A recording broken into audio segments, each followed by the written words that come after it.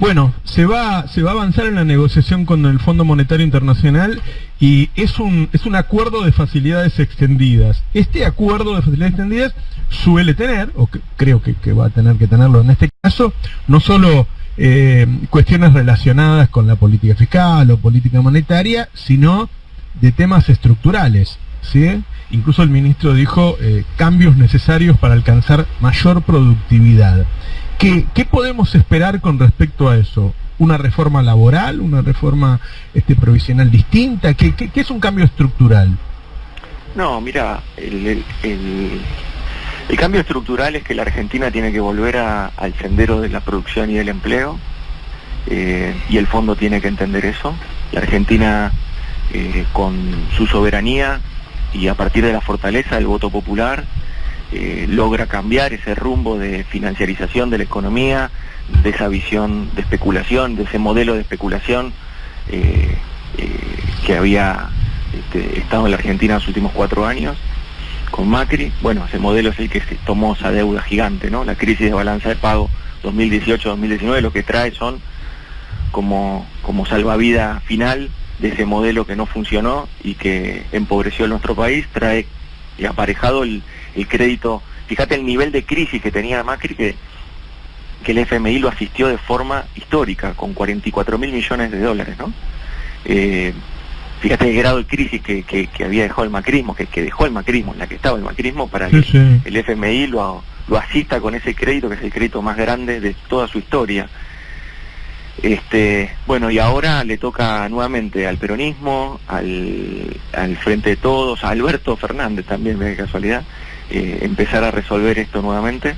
Lo hizo con los bonistas privados, una reestructuración del 99%, generando una sostenibilidad de la deuda pública en este sentido con los bonistas privados, y ahora le toca sentarse a negociar con el Fondo Monetario, que tiene que entender que en la Argentina no hay lugar para ajustes, en la Argentina no hay lugar para un modelo distinto que no sea el que los argentinos y argentinas expresaron el año pasado, con Alberto y con Cristina a la cabeza, que es un modelo de producción y de empleo. Los cambios estructurales tienen que ir en esa línea, en general cambios estructurales productivos que generen la posibilidad de ampliar las exportaciones, que generen sustitución de importaciones y que le permitan a la Argentina y a los argentinos y argentinas tener una perspectiva de crecimiento sostenido en el tiempo. Eso implica, no estamos para recetas viejas. Y esta nueva fórmula jubilatoria, digo, que no toma en cuenta la inflación, tiene 2 cosas que me llaman la atención a mí. Primero, que en la fórmula anterior, porque se dice, bueno, es la misma fórmula que Cristina, y no es tan así. De hecho, incluso el mismo presidente, cuando yo lo hablé en su momento, me dijo, va a ser parecida, no va a ser la misma. No toma en cuenta la inflación, toma en cuenta un índice de salarios y la recaudación. Ahora, antes el índice de salarios se elegía cuál era el mejor, el RIPTE o el índice de salarios del INDEC. En este caso no se elige el mejor, va el RIPTE, con lo cual ahí alguna vez se puede ver perjudicado. No, para nada. Siempre el RIPTE es el mejor porque son los salarios activos formales. Los salarios activos formales son justamente los que están por encima. El INDEC lo que mide es el promedio entre salarios formales, privados de la economía, y los informales. Los informales, como vos sabes bien, siempre están por abajo de los formales. Entonces, que esté por abajo no quiere decir que la evolución siempre sea distinta. Puede estar por abajo estructuralmente, pero la evolución hay momentos en que puede estar por arriba y momentos en que está por abajo. Mira, por algo antes la fórmula decía el mejor, RIPTE o índice de salarios, y ahora no dice cuál. Pero fíjate que RIPTE siempre dio por encima. Y nosotros acá lo que estamos proponiendo es teniendo en cuenta lo que es nuestras proyecciones de salarios y recaudación, que van a crecer en términos reales. Así lo dejamos establecido en el proyecto de presupuesto que presentamos en septiembre, con lo cual esto es una hoja de ruta, no hay nada imprevisto acá, ni nada por afuera de una visión estratégica del país. Nosotros estamos mirando para adelante, estamos mirando para el futuro. Y para el futuro lo que visualizamos es eso, es que los salarios y la recaudación crezcan, porque la Argentina va a crecer. Y de ese modo entonces se puede repartir esa riqueza de modo más justo y más equitativo con los jubilados y las jubiladas, que es lo que no hacía la fórmula de Macri. La fórmula de Macri, si la Argentina crecía, no repartía ese crecimiento con los jubilados. Solo los jubilados perseguían de atrás, siempre de atrás, con un rezago de meses, perseguían de atrás la evolución de precios, la inflación. Por eso perdieron 19 puntos con el macrismo, las jubilaciones. Y Santiago, la otra es que el incremento semestral no podrá ser superior al incremento de los recursos del ANSES multiplicado por 1,03. Es decir, ahí le estás poniendo como un techo al seguimiento de los salarios respecto al seguimiento de las jubilaciones respecto a los salarios. No, porque es 50% RIPTE, o sea, salarios formales, sí, los salarios de la economía formal, de la economía, voy a decir, de la economía formal, digamos, ¿no? Y la otra parte es la recaudación, y esto siempre va a dar por encima de la inflación. Ese es el punto. Pero no te comparo con la inflación. Si ese promedio de 50 y 50 superan un 3% a la recaudación, le pones un techo. Ahí deja de seguir a los salarios. Eso es lo que estoy leyendo de lo que dijo. Ahí, mira, lo que me parece que es interesante es también conocer cuál fue el proceso de esto. Nosotros en diciembre, con la Ley de Solidaridad Social y Reactivación Productiva, suspendimos la fórmula de Macri.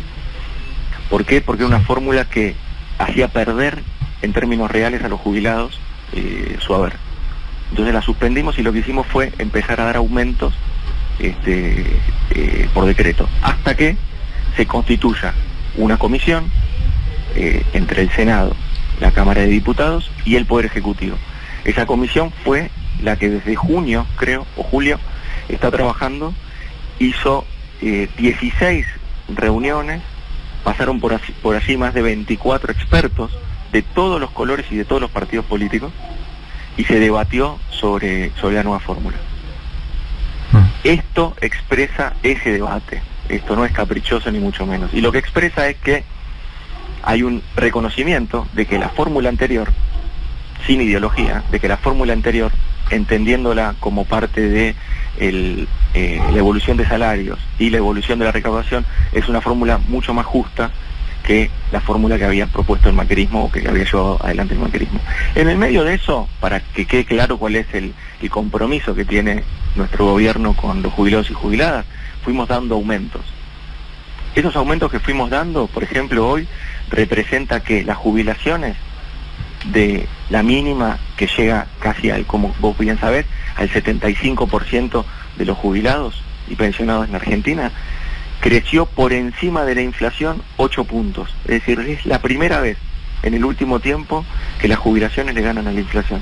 Mirá qué casualidad que Macri, que había puesto una fórmula distinta que supuestamente perseguía la inflación, nunca le ganaba. Nosotros, este año, con los aumentos que fuimos dando, aumentos fijos, se le ganó en un 8% a la inflación. Con lo cual, ahí... Lo de Macri era aberrante. Hay tres reencarnaciones y yo lo voto a Alberto. No te estoy poniendo vos en que defiendas esa fórmula. Lo que quiero es que, digamos, pensemos desde dónde partimos, cuál es el compromiso que tiene nuestro presidente con los jubilados y jubiladas. Estamos comentando este proyecto de ahora.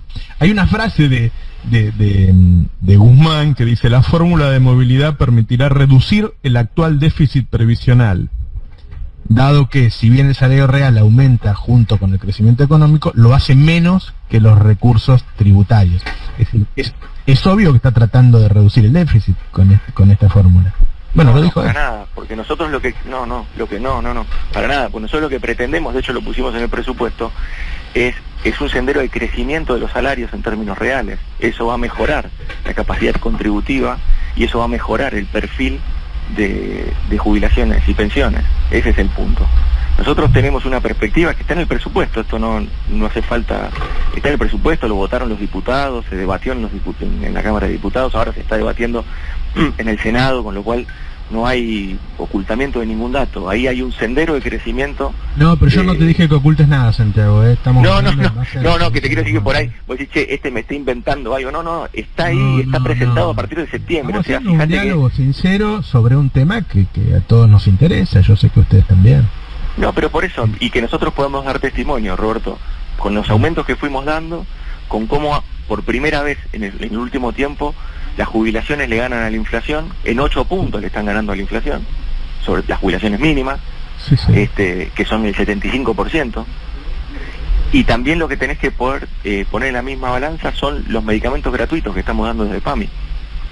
Esos medicamentos gratuitos, vos pensás que 9 de cada 10 jubilados y pensionados, 9 de cada 10 reciben al menos un medicamento gratis, y casi la mitad recibe todos los medicamentos gratis. Esto es un incremento indirecto de promedio 3.200 pesos por jubilado y jubilada.